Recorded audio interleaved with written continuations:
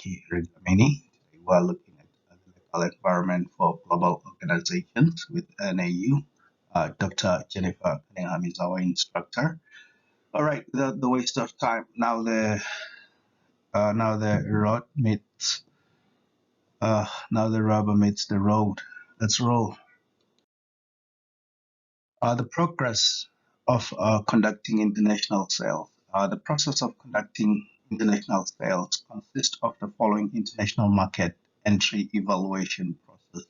So it's all about identification of the countries to make sales or business with.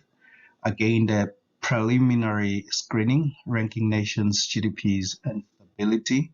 In-depth screening, considered feasible for market entry.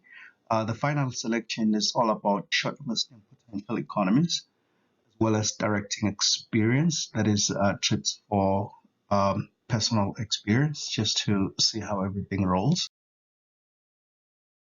When we look at the international sales, sometimes the process of conducting international sales strictly depends on who you can trust and rely on. It is very important to understand each other's high and low contact cultures, as well as conversational taboos, such as age, which usually plays a huge role. We know that some ages may be hard to deal with, religion, way, politics, as well as family values.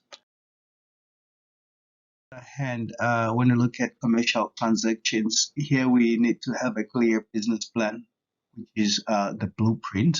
We have to create a clear SWOT analysis to determine future planning.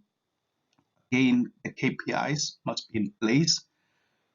Technology in the global stage is highly considered, as well as marketing platforms.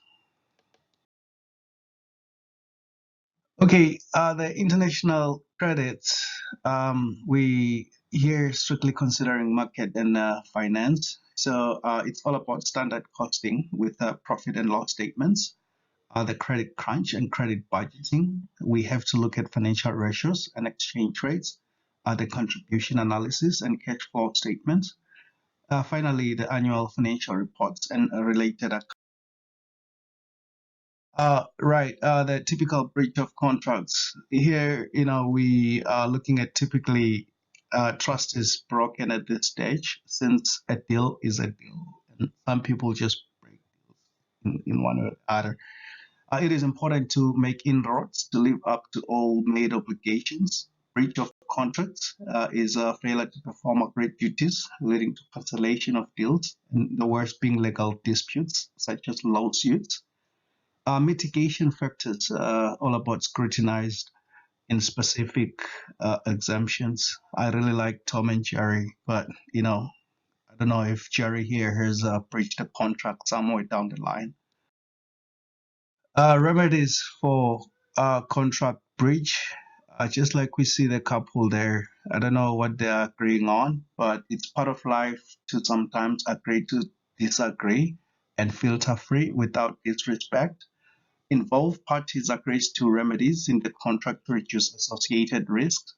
The CISG laws provides remedies like as well as like the UCC, whereby damages are considered difference between contract price and the market price.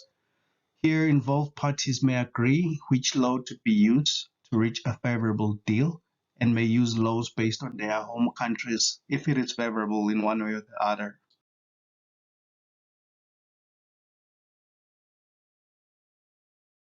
References are as follows, and again we'll be right back on LP4. Thank you. Have a good day. Bye.